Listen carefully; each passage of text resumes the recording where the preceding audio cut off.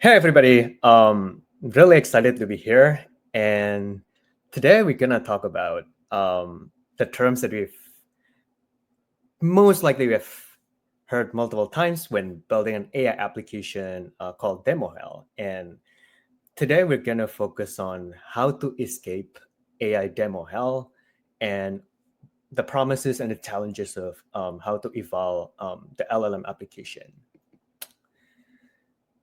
A little bit a little bit about myself. So I've been building multiple AI applications across multiple different domains, like fintech, civic technology, like government, logistic technology or freight, and B2B SaaS as well. And before founding a current company, which is an AI company for freight technology, I used to scale a couple of different companies, like Y Combinator companies, from no product to a 1 billion valuation. And on top of that, I also publish some AI articles called Escaping AI Demo Hell, which you can find it on Forbes.com. And also, I've been also contributing to multiple AI applications like Promptfoo, which is an AI LLM evaluation tools, and DPT, which is a data engineering tools.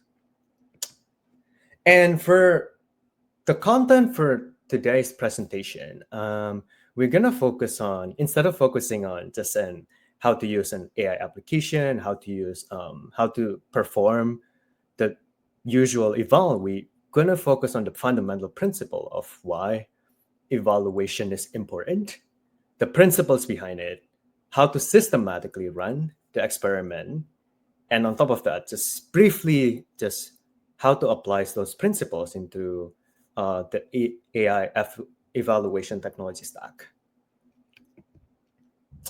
And let's start with a cliche quote from Albert Einstein, which is insane is essentially doing the same thing over and over again and expecting different results. But unfortunately for us, like an AI expert, LLM application developer, it doesn't seem to be true because for large language model, you can repeat your prompts multiple times, hundreds of times, and you still get different results. So in order to build an AI application, we have to understand that LLM application could be insane. And let's take a step back to what's actually happening in the market versus what's promised, or I would call it usually like the magical demo promise. And just to give you a little bit of example, so on the left side, you can see it's a landing page of an AI-powered lawyers called Do Not Pay. The promise is like, you can just use the AI applications to help you fight with parking tickets, to help you with some law cases, etc., etc., and you don't need to hire any humans at all. But on the right side, you can you can already tell like this happened like a couple months ago, which is the company got fined by FTC because the claim or the promise that they have is not consistent with what's actually happening in the market. And I think this is what we have heard, not just in just as startups, but even for big companies like Fortune 500, like Air Canada and Amazon. We've also heard this kind of cases. Like on the left side, you can see like Air Canada had to pay for damages for the passenger because um, the case was they try to promise that you can buy a regular price ticket from Vancouver to Toronto. But apparently that was a hallucination from the AI application, and they had to pay for damage for that kind of faulty logic. And on the right side, it's basically happening on Amazon as well. Like they had to try optimize the recruiting funnels, but somehow there's a bias in the AI application itself. So it's really, really, actually really, really hard, even for enterprises. They invested $1 million just to make your AI responsible, but it's really, really challenging, actually. And yeah, just to recap, I think for the LLM application development, the prompt hell, um, the real cost is really, really um, impacting. And so, for example, for traditional versus AI development, the workflow is really, really different. And what ended up happening is developers usually go to whack-a-mole development, which is you fix one issues, but after evaluation, you have maybe 5 different problems after that. And okay, so now we go to the evaluation principles, and it boils down to just um, 2 different principle, which is the first one is understand what matters to the customer first, and the second one, this is a bit contradictory with what happening in tutorials, etc., etc. But don't chase tools, but define the process first for how to measure what's important for your application. And before diving into that, I just want to give you a glimpse of a typical day-to-day life of an AI engineer, or maybe I would call it vibe testing. So the classic story is like, oh, you found that your retrieval system not working, and without performing an evaluation, what you will do is actually you will try a new vector search, a new vector database without evaluation at all. And there's a different story, like you found that the accuracy is not improving, the accuracy falls off, and instead of understanding what the number means, what ended up happening was you usually will just change or upgrade to from like Cloud 3.7 maybe to Cloud 3.9, or even to different provider like Perplexity, etc., etc. And but the problem with that kind of approach is you kind of blindly just build more metrics evaluation without understanding what the actual customer impact. And as you can see on the left side, you can identify, you can clearly see like there are a lot of different metrics, like a canonical standard for how to perform AI application, but most of the time those are not applicable directly to your cases. Like um, we know that there is a on the left side you can see like there is a context precision, there's a context recall, there is a perplexity, etc., etc. But what's important is actually to understand how to apply those kinds of metrics to your goals or to the customer's goals. So step number one, we have to identify the objective for the customers on why it's important to apply LLM or AI applications to the audience. And the second one, just to define what success actually looks like, which we will go deeper in the next slide.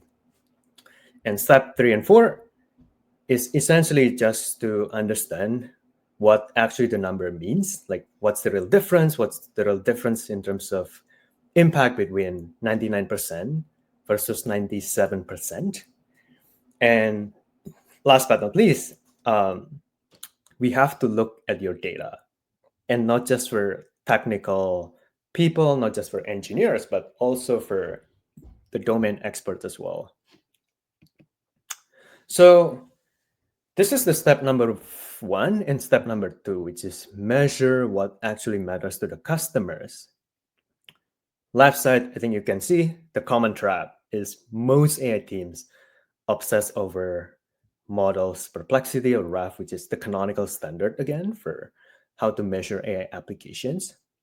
But rarely these technical metrics directly will impact your business in a positive way. On the right side, the better approach is actually to understand, oh, if let's say you are a sales technology company. So instead of shooting for, we have to shoot for, we have to build a perfect call summaries, you have to go one level deeper, which is to identify, okay, if let's say we want to make a positive impact for the sales as a sales tech company, we have to being able to recall, being able to present, like buying signals to our customers, etc., identify buying objections with 90% recall accuracy, etc., etc. And the third step is actually to understand your numbers, because of course you can go to the market, just de facto standard 99.5%, etc., etc. But what's more important is to understand like what the number actually means. Like for example, for answer relevance, you should start asking yourself before implementing that, which is, does the response actually address the user's question? What does the 90% means, and why we have to shoot for 95% instead of 90% or something like that? And again, data, it's the foundation of good evaluation. You can't ignore looking at your data. And the worst case is basically what happened is executive will delegate the data review only to engineers. But engineers often don't have the domain expertise for the customers unless they talk to the customers directly and regularly. And this is just an actual example of how to apply the principles that we talk about to actual cases. And yeah, let's just use two different examples here. The left side is the banks, and the right side is like a entertainment company like Spotify, YouTube, etc., etc. And a way to measure the LLM application for those players are really different, because for banks or fintech, they care more about precision. What that means is like for banks, it's more important to not, it's better to miss a fraud cases than blocking a valid transaction. So it means that 80% recall, which is sometimes maybe like, maybe it's not, maybe if you miss some fraud cases, etc., etc., that's okay. But it's not okay to not being precise, meaning if the transaction is actually true, but you consider that as a fraud, then it's damaging customers. So the precision has to be 99%, but the recall has to be 80%. And as you can see from the example on the left, it's different from the usual standard, which is the usual standard is, oh, we are building an AI application, we have to deploy the production, and it has to be 100% or 99% for both recall and precision. And on the right side, you can see for Netflix and YouTube, it's not important. I mean, it's important to be precise, but it's more important to improve the recalls number. And what that actually implies for the customers is it's better to show too many movies to the customers, too many recommendations, than missing the one that they actually love. And again, I think shooting for 100% recall or precision might eventually jeopardize your application sometimes, because it means that your model will be overfitting for your customers. And once you have more data, the number will probably like give you a different impression for the application. And the principle number two, again, this is just a more detailed steps on how to define it. And Again, don't chase tools, but define the process. And the process here meaning um, first, drafting the prompt. Come up with a clear instruction.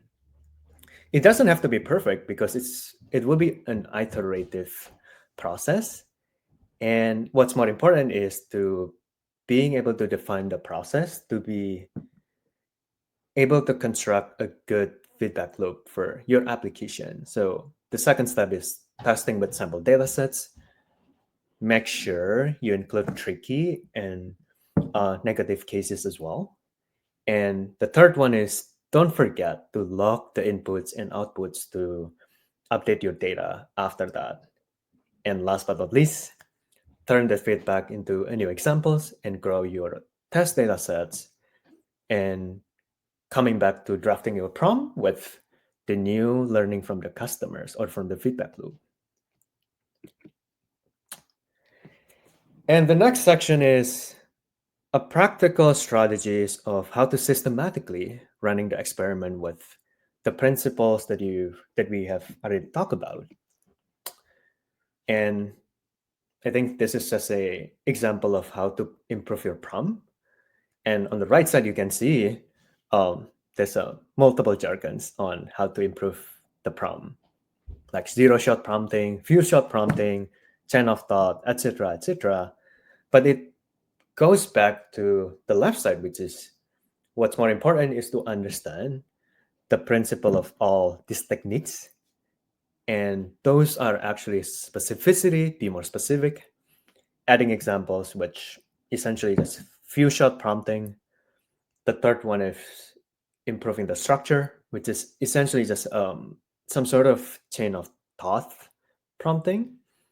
And last but not least is just to constrain your output to make sure it's consistent, it's following a specific format for to make it easier to be digested by your application. And in terms of evaluations, there are multiple different types. There is a like the manual human evaluation. There is an offline evaluation, and of course, there is an online as well. And we're gonna dive deeper into each of them quickly.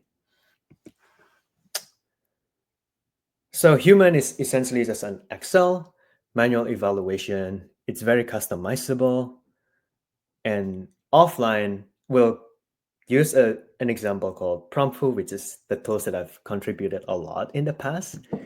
And online is essentially Opic, which is it's one of my favorite tools for tracking performance of LLM application in real time, and it it has this really seamless integration actually, and we're gonna look at it together. So the first one is just a human way. What it means is you have a bunch of columns, and it's essentially just the parameters of your LLM applications. And on the right side, you can see, so this is an example of how a company measure performance of different AI model. Like you can see on the column B, there's a Claude 3.7, there's Sonar, which is perplexity. And on the column E, there is a prompt title, which is, it seems like the company try to differentiate different prompt in a different model and try to measure the duration in a column F, and column G is the cost, and column H seems like they try to measure a specific metrics for the application, which is the research duration, match results, etc., etc. And let's go to the second one, which is offline evaluation. So with Promptful, this is just an example of how you can configure multiple different models with multiple prompts in just one single YAML file. And it's really powerful because you can basically just add a model. Like tomorrow, let's say there is a DeepSeek R2 or R3 or something like that. You can just add that into the provider, and you can add more test cases into the task block, which is in on line 14 here. And this is an example of how you can use the YAML file that you have defined before, and you can just run it from your local computer. And as you can see on the bottom side, you have an example of how you can clearly identify which test cases and which prompts that pass the test case that you defined before and which one that fail. And from there, you can essentially apply the principles that we've talked about, which is feedback loop, prompting, prompt engineering, etc., etc. And the part that I like about prompt foo is actually you also have an automatic report, HTML report from um, the CLI that you ran just now, which is you can clearly tell how many cases that you how many cases that you've used in your application and how many fail, how many pass, and from there it's really easy to use it to open a discussion with executive or uh, non-technical team members here. And last but not least, it's more about online evaluation. So it's not like Excel where you have to update it over time, like daily, regularly, etc., etc. And it's also not like offline evaluation where you have to run it from your application first, and you have to perform some modification to actually produce a report. So what it means is, as you can as you can see it here, this is an example of topics or comment dashboard where you can create a new rule to track a performance of AI application in real time. So this doesn't happen for only a particular inputs, but it happens to any LLM request that comes into your application. So for any request, it will go into the rule. And as you can see it here, the integration is really seamless. You can just install your application with Opic. You can import the track library right away, and it has a native integration with OpenAI, which is you can track OpenAI client, and you don't need to perform any more modifications anymore, because for any request to LLM, to for example to OpenAI, it will be recorded in the Opics dashboard. And this is an example of how it looks like. So this is an example of how um, a company tried to measure the tone of voice prompt.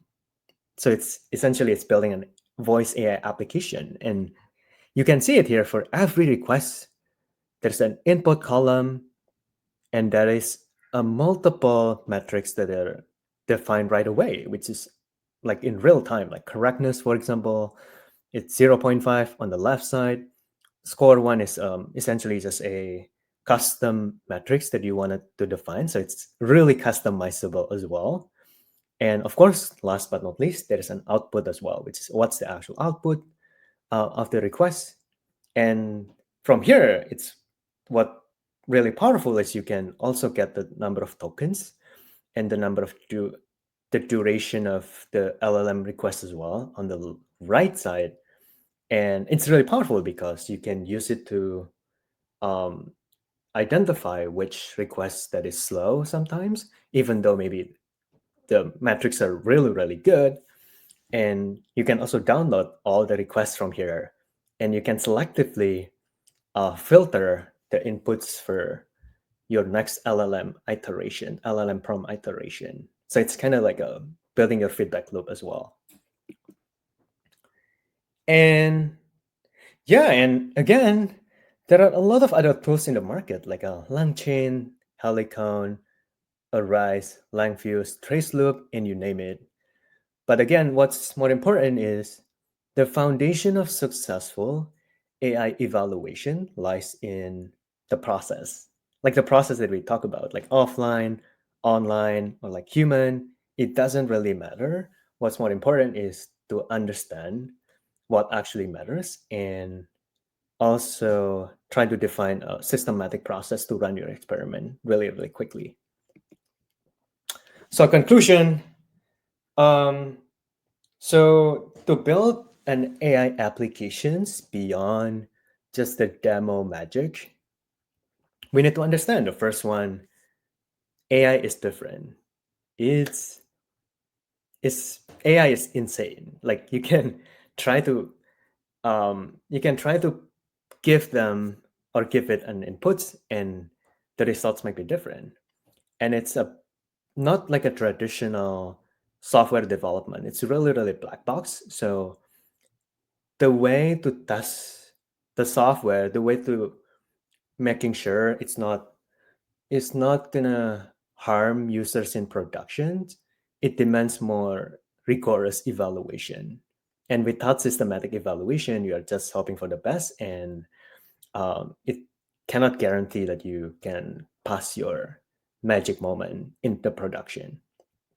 And the right side is, again, there's a lot of tools in the market, but what's more important is not the tools itself, but it's actually being selective and being intentional with the metrics that you um, already define and how it ties back to the user's goal. And remember, a perfect model solving the wrong problem is still worthless. You can use models with 99.999% accuracy, but if it doesn't solve the customer problem the right way, it's not gonna fly and it's not gonna pass the demo magic. And that's about it. And thank you again for joining the session and hope you enjoy.